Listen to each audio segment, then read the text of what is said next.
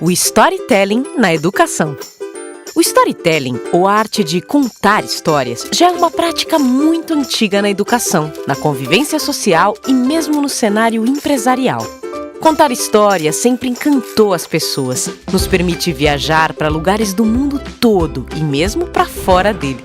Na educação, contar histórias também tem um efeito incrível. Além de ser uma prática lúdica e envolvente, pode ser uma metodologia usada na promoção de momentos de aprendizagem significativa. Seja com o professor contando uma história ou com os alunos construindo a história. Seja contar uma história individual ou coletiva, as possibilidades são inúmeras. Ao levar essa metodologia para a sala de aula, o professor consegue engajar os alunos, desenvolver praticamente qualquer temática ou contemplar os conteúdos curriculares do seu planejamento. E o ato de contar histórias não se encerra aí. Podemos transformá-la ainda em momentos de atividades práticas com a criação de diversos produtos, como a encenação da história, a criação de vídeo-encenação, a elaboração de história em quadrinhos, entre vários outros. O importante para fazer dar certo é adequar as histórias à faixa etária dos seus alunos, colocar efeitos de dramatização, uma trilha sonora para acompanhar e um ambiente agradável em que todos possam ouvir e enxergar o narrador. Pode-se ainda contar a história sozinho ou deixar os alunos criarem, continuarem, fazerem parte da história.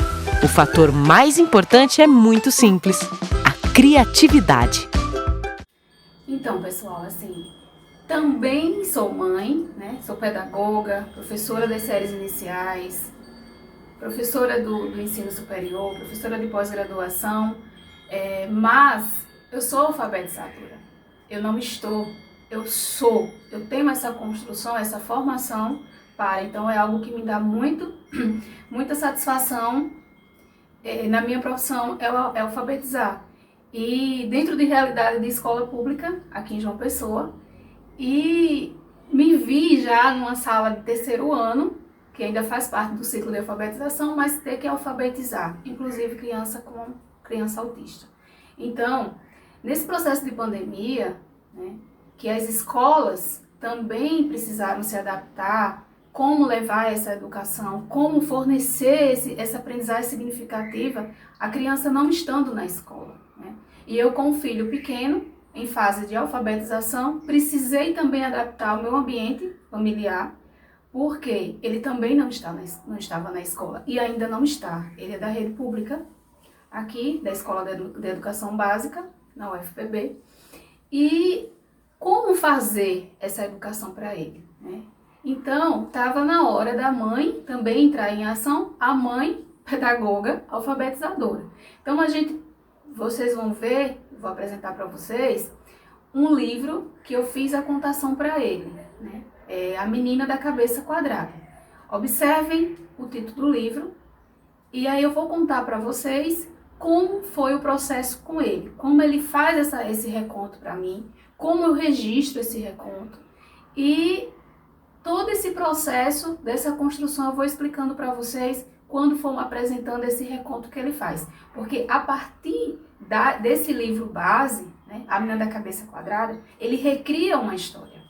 Ele ainda não tinha aquisição da leitura e da escrita formal, mas ele faz um reconto, ele dá uma possibilidade, ele mostra possibilidades para mim, que ele está compreendendo o processo do livro, ele está promovendo uma aprendizagem que ele tem uma compreensão do que está sendo feito, e ele me dá o retorno na fala, ele registra a importância desse registro quando a criança ela constrói essa linguagem oral, essa leitura oral, A gente está trabalhando com oralidade. Então ele vai construir um livro, A fala dele, eu vou anotando os registros dele, aquela leitura que a gente chamaria da escrita coletiva, ele vai me dando e eu vou registrando, vocês devem saber muito bem como é que faz esse processo. E aí ele recria e ele constrói o próprio livro, que é o livro cujo título ele traz As Três Crianças que Descobriram a Doença da Cabeça Quadrada. Vejam que ele traz elementos do livro base, que foi contada a história, e aí ele reconstrói uma história a partir dos elementos dele, desse contexto que ele está inserido. A Menina da Cabeça Quadrada é o livro que foi feita a contação da história. A partir desse livro, ele constrói o seu próprio texto, a sua própria história, de forma oral. Ele fala, eu registro, e depois ele constrói os personagens e eu monto o livro para ele entender que o que ele falou para mim também é história, né? A gente não pode esquecer da história oral, né? Construção da história oral. Vocês vão observar que a história que ele cria, que ele recria, né, que ele reconta uma história, ele vai trazer o elemento da cabeça quadrada. No entanto, ele vai relacionar ao contexto social, ao contexto familiar dele. Ele vai trazer personagens, ele vai trazer indícios da situação em que ele está vivendo. Então, ele vai fazer uma relação do que ele está vivendo e o que dá significado para essa vivência dele, né? Então, a gente relaciona isso que ele traz como conteúdo que foi passado, que foi a leitura do livro, né, A Menina da Cabeça Quadrada. No entanto, quando ele cria a própria história, ele traz elementos que marca quem é ele, o ciclo social, o contexto em que ele está inserido. 3 crianças que descobrem a doença da cabeça quadrada. Autor e ilustrador Guilherme Antônio Patrício de Holanda. Era uma vez 3 crianças que ficaram com as cabeças quadradas, a Débora, Gwen e Elis. Elas ficaram muito perturbadas. Elas ficaram assim porque ficaram muito tempo na tela do computador, celular, tablet e outros eletrônicos como televisão. As 3 crianças foram procurar ajuda para resolver o problema da cabeça quadrada. O tio da Débora, o Henrique, falou para elas pensarem em coisas redondas. E também procuraram o senhor Celebração, que é avô da Gwen. Todas essas pessoas pensaram em coisas redondas e resolveram o problema da cabeça quadrada de todas as pessoas que ficaram muito tempo na tela desses eletrônicos. Assim, elas se juntaram com outras crianças da escola delas para criar um grupo e juntas pensarem em coisas redondas. Encontro com as outras crianças com cabeças quadradas. Dica para não ficar com a cabeça quadrada: não fique muito tempo olhando a tela desses eletrônicos. Percebam como ele traz os elementos do que nós estávamos vivenciando, né? O processo que estávamos passando no período, foi o período de 2020. Então, o ano de 2020 foi o processo onde estourou a pandemia. Então, ficávamos muito tempo dentro de casa. Todos os nossos trabalhos passaram a ser remoto, então ele não compreendia esse processo de estarmos no telefone, mas estávamos trabalhando. As aulas passaram a ser remota, então tanto eu como o pai dele, né, a gente passou a trabalhar de forma remota e fazendo uso do computador e do celular e também da televisão, porque pelo nosso trabalho a gente também precisava assistir lives, né, e lives muitas vezes no YouTube. Então, quando ele percebia que estávamos no momento que poderia ser descontração no celular, na verdade estávamos trabalhando. Então, na cabeça dele, né, ia causar um problema, uma doença. Então, ele traz esse elemento, ele traz a mãe, né, no caso a Elis, ele traz para a história dele como fazendo parte desse processo de construção do aprendizado dele, a partir do livro, né, que foi a indicação, um livro que foi indicado para ler, para fazer a leitura para ele, mas ele traz esses elementos, trazendo a mãe, né, para a história e faz parte dessa personagem como uma amiga para ele naquele momento, né, que ele reúne para resolver esse problema na escola.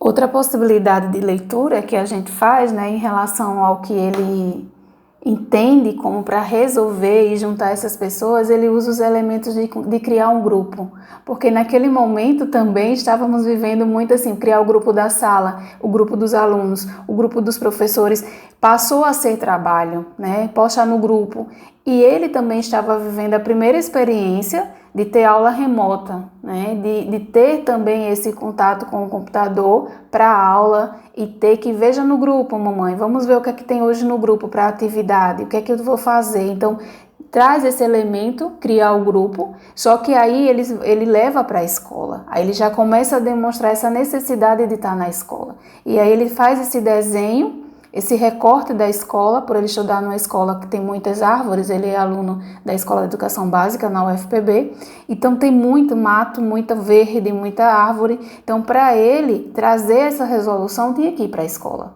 né? Então não imaginava que poderia resolver de outra forma, criar um grupo, mas esse grupo teria que se reunir na escola. Então ele mostra todas as crianças, estão lá representadas pelos quadrados, né? Então as crianças já estavam todas na escola contaminada. Então ele começa a dar indícios que essa forma de educação, de trabalho que a gente estava tendo, estava causando um mal, e não só ele, mas todas as crianças iam ficar com essa cabeça quadrada, né?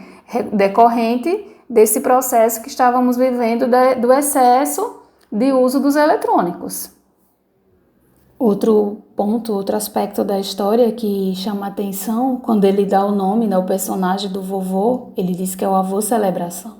Então eu questiono, o que é essa celebração para ele, né? E ele tem esse conceito formado, que celebração é algo bom, é algo positivo, é algo que faz festa, né? Que celebra o aniversário. Então esse já está mostrando o início de uma aprendizagem significativa para ele.